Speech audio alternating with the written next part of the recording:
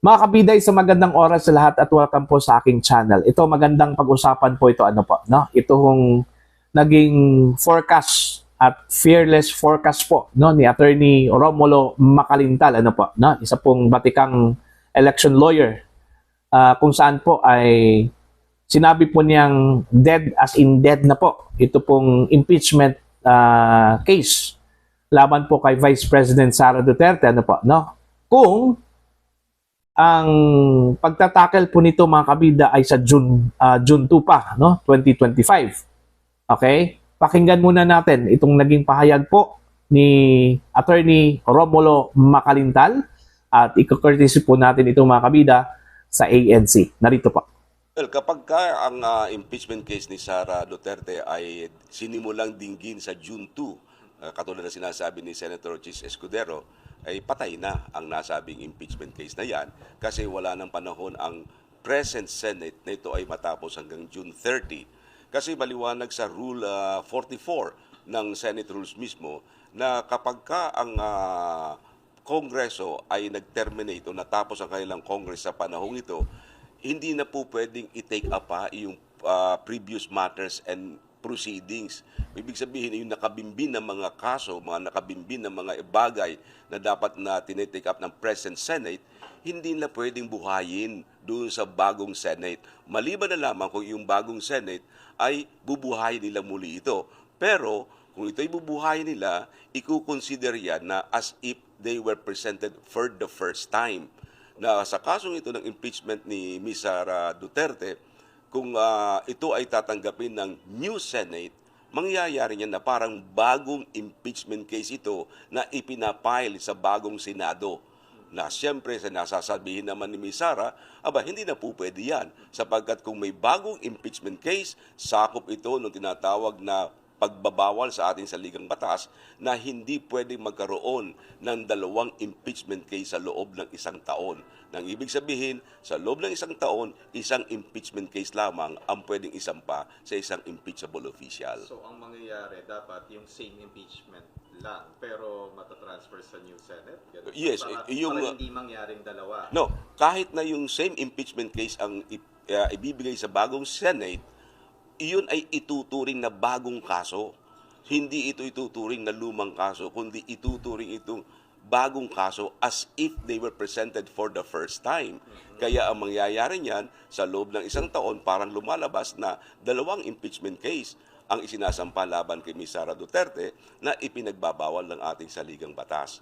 Kasi maliwanag din sa rule ng Senado na yung mga bagong senador, they are not bound by the actions and deliberations of the old Senate. Nang ibig sabihin, kung tayo mga bagong senador, hindi tayo gapos ang ating mga kamay para dinggin o gawing mga ginagawa ng dating mga senador. So, yun nga. So, hindi pwede, sir.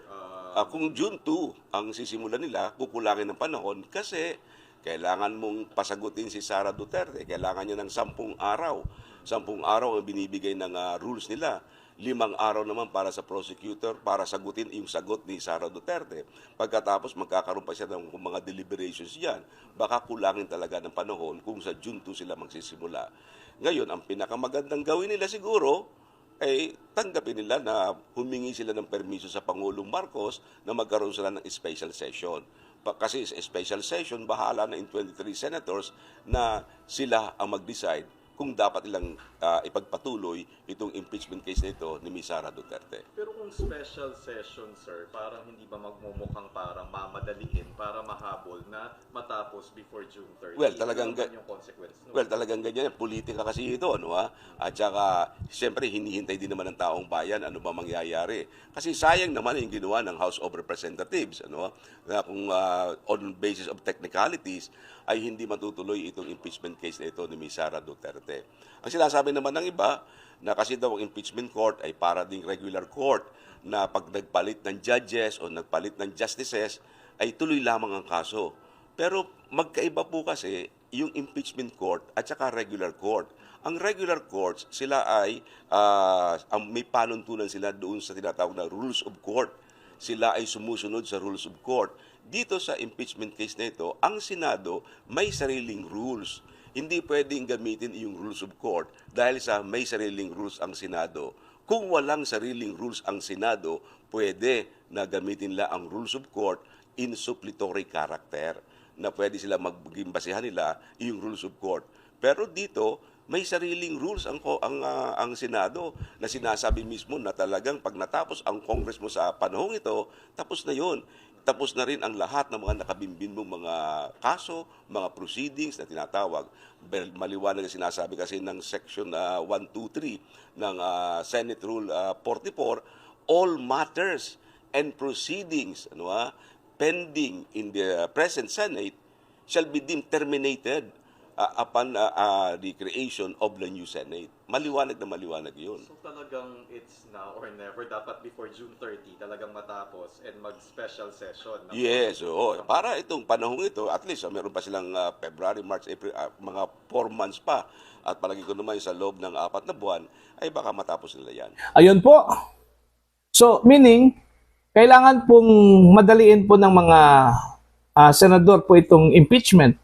Kailangan po during the break magkaroon na po sila ng special session para maumpisahan po itong impeachment po laban po kay Vice President Sara kung ito po ay gagawin pa sa June pagbalik ko nila sa kanilang break wala na po kinukonsidera po ito ni Attorney Makalintal po mga kabida na dead as in dead na po dahil sa kakulangan po ng panahon So anong magiging implication po dito mga kabida kung sakali hong hindi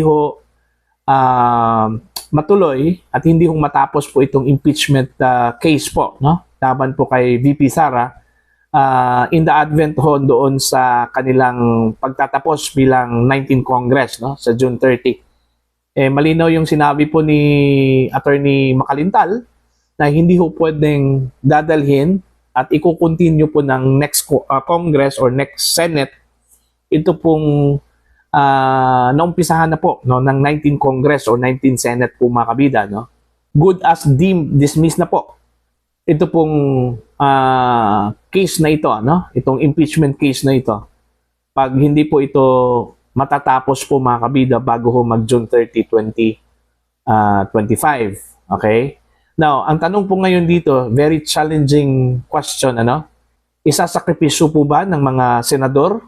Lalong-lalo na po yung mga re-electionist senators na babalik po sila sa Senate during the break para umpisahan po itong impeachment trial po mga kabida, Napakalaking challenge yan, para doon sa mga re-electionist senators. Kasi yung 4 months break po, napakalaking bagay na yon para po sa kanila na mangangampanya mga kabida sa buong Pilipinas. Hindi lang po iisang sulok po ng bansa yung kanila pupuntahan buong Pilipinas yan. Okay? So, meron pa ba kaya silang panahon para bumalik doon sa Senate Unang-una po naka-break na po yun sila Adjourn na po yung kanilang session. Okay? Although, pwede dang tumawag itong presidente po natin ng special session po mga kabida, para lang po dito sa impeachment trial, Pero magdedepende pa rin daw yan sa mga desisyon po o sa desisyon po ng bawat senador, Kasi ang sabi po ni Pangulong Marcos, natatandaan ko yung kanya sinabi na pwede siyang tumawag po ng special session, pero magdedepende pa rin yan sa request mula sa Senate, Kung hindi magre-request po ang Senate po mga kabida for a special session, hindi kailangan po na magtatawag po itong si PBBM po ng special session. Okay? Magdedepende pa rin kung gustuhin po ng mga senador na bumalik dyan sa Senate in order to start the impeachment trial, Ang problema po ngayon mga kabida, sinisisi po ng mga congressmen ito pong mga senador kasi mabagal daw, hindi inaksyonan kagad. Kung tutuusin po mga kabida, mas mabagal yung mga congressmen po natin, yung mga lawmakers po natin sa lower house. Bakit? Kasi inupuan nila ng halos 2 buwan yung complaints. Diba? Halos 2 buwan. inupuan po nila, hindi ho nila pre-process mga kabida. Kung tutuusin, yung 2 months, napakalaking panahon na po yun, ano? Pero hindi ho nila ginawa. Sa halip po ay nirush po nila yung impeachment complaints, yung articles of impeachment po ay isinampa po nila during the last day of the Senate session. So sino yung Superman na pwedeng gagawan yan?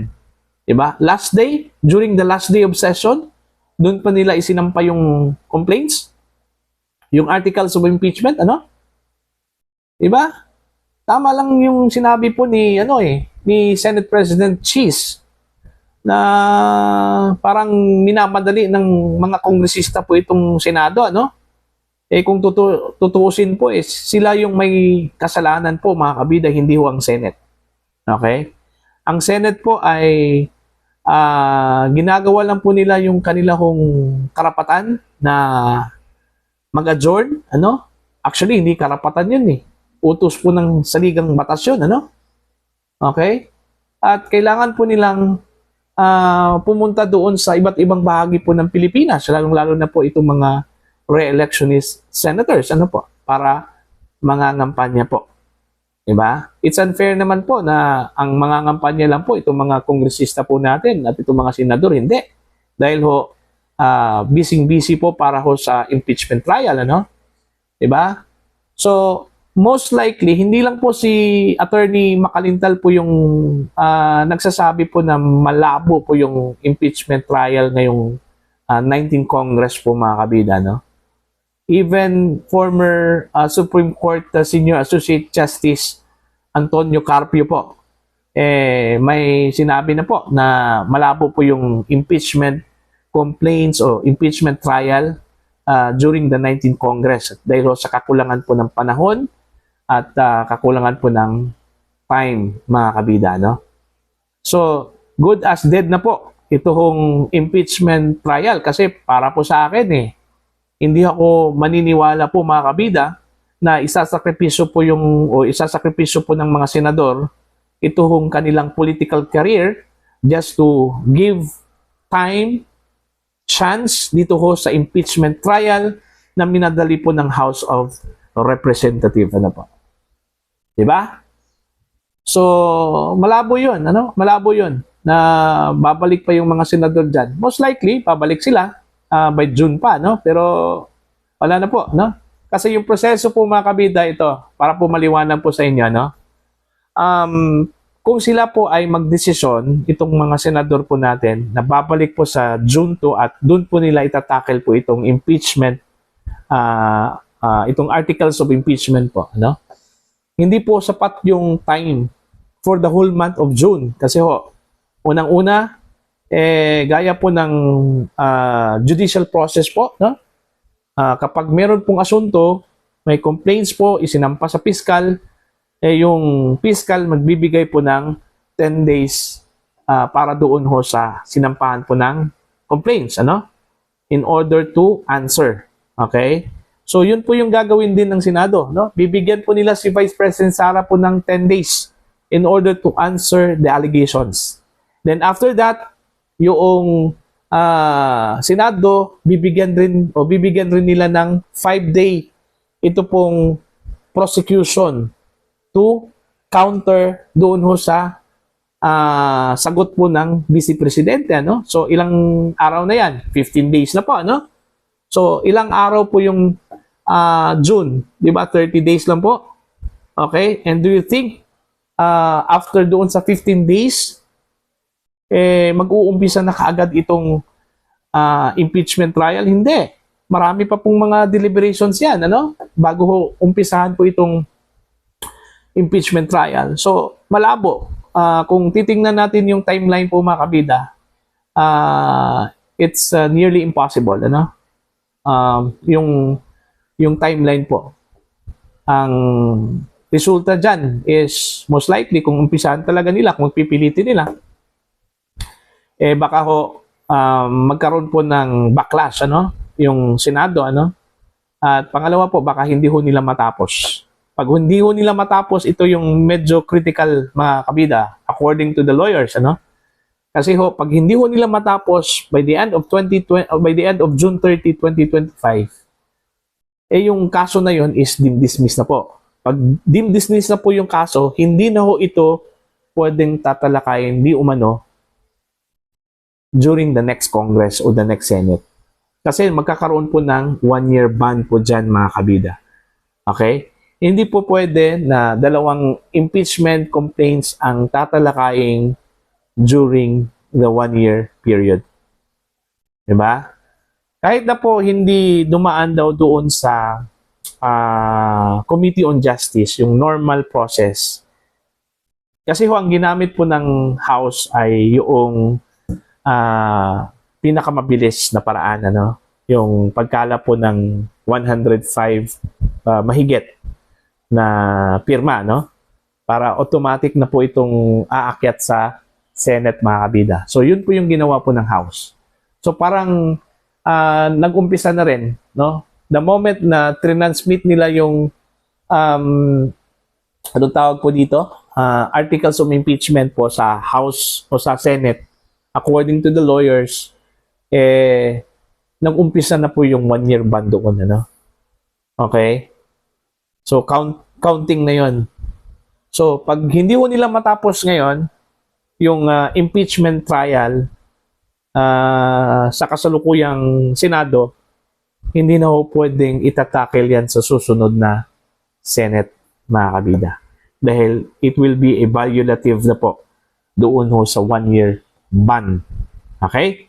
Now, so, yun po, no? Para ho sa inyong mga comments at sa inyong mga opinion, you can comment down. Sa mga hindi pa po subscribers sa aking channel, mga kabida, please subscribe. Just click the subscribe button. Click the notification bell, click all para updated po kayo sa aking mga uploads. Maraming salamat po sa inyong lahat at God bless po, mga kabida.